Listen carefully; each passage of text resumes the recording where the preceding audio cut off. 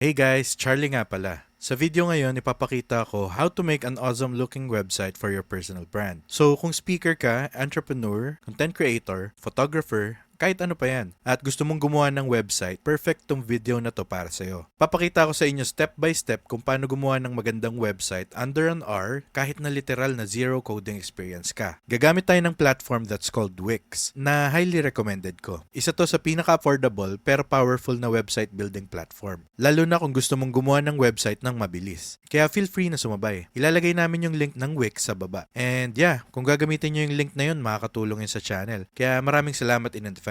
Yun yung way para makagawa kami ng ganitong tutorials para sa inyo ng libre. Kaya maraming salamat ulit. So again, kapag kinlik nyo yung link sa baba, mapupunta kayo sa exact page na to, kaya makakasunod kayo habang ginagawa ko yung website step by step. So una, ilalagay mo yung email address mo. So, lagay natin dito. Click Start Now. Pwede tayong gumawa ng account gamit ang Google, Facebook, or Apple ID. Pero para sa video na to, gagamitin ko yung email ko. Pagkatapos nito, ilalagay ko yung password ko, tapos click Sign Up. Now, tatanungin ka ng ilang series of questions para makapag-decide si Wix kung anong templates ang pwede para sa website mo. So, sasagutin natin to, pero syempre, pwede nyo tong skip anytime na gusto nyo. Ilagay natin yung pangalan ng website natin. Sa akin, ilalagay ko Charlie Chang. Kunwari, speaker. Tapos, ipapakita nila kung ano yung recommended nila. For this one, try natin yung professional CV. Click Next. Ilagay natin yung pangalan ng website. Magre-recommend to ng mga pwede para sa atin. Check natin kung meron tayong gustong idagdag sa website. Tulad ng blog, kunwari. Pwede nating idagdag yung Instagram feed natin. And yeah, click next dito. Mapupunta tayo sa dashboard natin. Ngayon, pag nasa dashboard na tayo, ito yung control center natin. Makita nyo lahat ng reports, marketing SEO, at mga contracts mula forms. Since pinili natin yung portfolio and blog, nandito yun. Kung gusto nyo gumawa ng blog post, madali lang din. Punta lang kayo dito,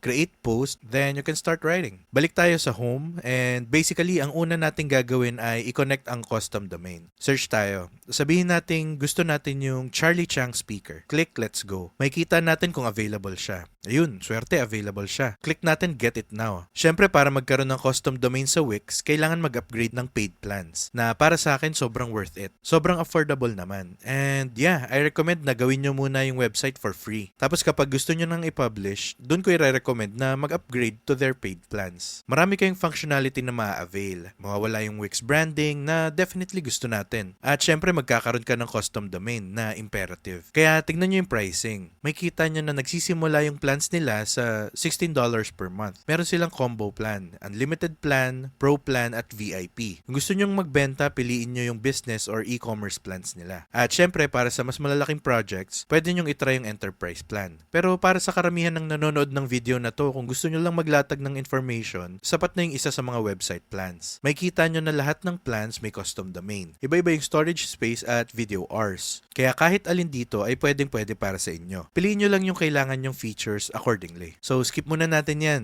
Para sa video na to, since tutorial video lang to, basta kung talagang gagawa ka ng published website, kumuha ka ng paid plan. Balik tayo sa home. So now, start na natin gawin yung website natin. Ito na yung fun part. At dito nyo makikita kung gaano kadali gamitin yung Wix Website Builder. So para mag-start mag-design, click natin yung design site. Tatanungin ka dito kung paano mo gustong i-design yung website. Meron silang dalawang options. Yung una, si Wix na ang bahala na gumawa ng site para sa'yo. Maganda to kung literal na wala ka talagang oras. Pero syempre, konti lang pwede mo i-customize. So para sa karamihan sa inyo na nanonood, mga 95%, click Customize a Design Template. So click natin yung Pick a Template dito. Mapupunta tayo sa templates ng Wix. Ito yung isa sa magandang part ng platform na to. Meron silang napakaraming professional looking websites na literal na lalagyan mo na lang ng pictures at text mo, magkakaroon ka na ng very professional looking website na kung ipapakustom mo, talagang libo-libo pa ang magagastos. So scroll down tayo dito. Tignan nyo kung meron pa kayong gusto. I recommend na maglaan ng ilang minutes, tignan nyo yung iba't ibang templates at piliin yung talagang match sa vibe ng personal brand mo. So kunwari nagustuhan na natin to. Pwede natin i-click yung view, tignan natin ano itsura. Sa tingin ko maganda to. Click natin tong edit this site. Mapupunta tayo sa Wix website editor na sobrang dali gamitin at maraming iba't ibang function na sobrang dali gamitin, maraming iba't ibang function at mga bagay na pwedeng i-add. Dito pwede din tayong magdagdag ng elements. Pwede tayong magdagdag ng iba't ibang sections. Pwede tayong gumawa ng bagong pages o mag-remove. Pwede natin baguhin ang overall site design, magdagdag ng ibang mga apps na pag-uusapan natin mamaya at pwede ding i-manage ang media. So una, punta tayo sa pages and menu. Makikita nyo dito, meron tayong home at article sa header. Kunwari gusto nating magdagdag ng About Me section, right? Tingin tayo dito, tas kunwari gusto natin tong isa. So, click natin Add Page. Magdadagdag to ng bagong page na pwede nating i-rename. So, pwede nating tawagin tong kunwari, About Me. Tas, click Done. Pwede nating baguhin yung order ng menu dito. Kung gusto mo pangatlo to, ilagay mo dyan, and vice versa. Pwede din natin i-click yung tatlong dots dito. Tingnan yung settings. Pwede nating i-assign to as homepage or i-hide sa menu. Pero, hayaan muna natin yan. Balik tayo sa homepage. Tas, kunwari gusto nating baguhin yung color scheme. Pwede nating click Change Section Background. Dito pwede nating piliin yung iba't ibang backgrounds na kasama sa Wix. Pwede nating palitan yung kulay. Kunwari, gusto natin ganito. Palitan din natin yung text. Siyempre, ilalagay natin yung pangalan natin. So, lagay natin. Kung ayaw mo ng font na to, pwede mong i-highlight tapos palitan mo ng kahit anong gusto mo. Tapos pwede mo ding palakihin. Gawing bold, depende sa'yo. Siyempre, palitan natin yung photo. Click mo lang Change Image. Dito, pwede nating i-drag and drop yung mga files na gusto nating ilagay. Kunwari, gusto natin tong photo na to. So, select, i-drag natin dito, mag-upload yan. From there, pwede nating i-click yung Choose Image at ilagay ito dito. Siyempre, pwede nating i-crop, i-enhance, lagyan ng filters, kahit anong gusto natin. Pwede din natin i-link to sa ibang page, depende sa'yo. Basically, indicator to na dito mo dapat ilagay yung pinaka-importanteng text at information sa loob ng dalawang lines na to. Kasi sa ibang browsers, sa ibang screen resolutions, magbabago-bago at gagalaw to. Kaya ayaw nyo na may important details na nasa labas ng lines na to. So, gawin natin tong medyo mas maliit at ang pwede natin gawin ay i-click yung edit text, gawin natin ganito. Kung medyo malaki yung picture, pwede nating i-drag ng ganito. Tapos lagay natin kung saan natin gusto. Okay, so pwede natin gawin ganito. I-center gamit yung purple line. Lagay natin dito ng konti. Okay, isang bagay na maganda tungkol sa editor na to ay pwede nating i-drag freely yung mga elements. Pwede nating baguhin ang position ng kahit ano. Pwede tayong pumunta dito, i-click yung Change Section Background, click Image, then pwede na tayong mag-upload ng media. Balik tayo dito. Select natin to. Click Change Background. Yan, napaka-cool nito. Medyo putol lang yung ulo ko, so pwede nating ayusin dito. I-position natin ng maayos. At baguhin natin yung text para mas madaling basahin. Punta tayo sa color, gawin nating white. Pwede ding i-delete kung ayaw natin. At kung gusto nating ilagay dito, pwede natin i-delete to. Yeah, paglaruan nyo lang. Okay, hindi lahat ng image mag-work ng maayos. Siguraduhin nyo na maganda yung scaling, lalo na pag ine-edit natin yung mobile site, na ipapakita ko mamaya sa video na to. Punta tayo dito sa About Me section, pwede nating palitan to. Madali lang. Kunwari gusto natin magdagdag ng section dito. Punta tayo dito, click Add Section, at pili tayo ng mga templates na meron sila. Kunwari gusto natin ng call to action at pa-joinin sila sa newsletter. Select natin to, drag dito,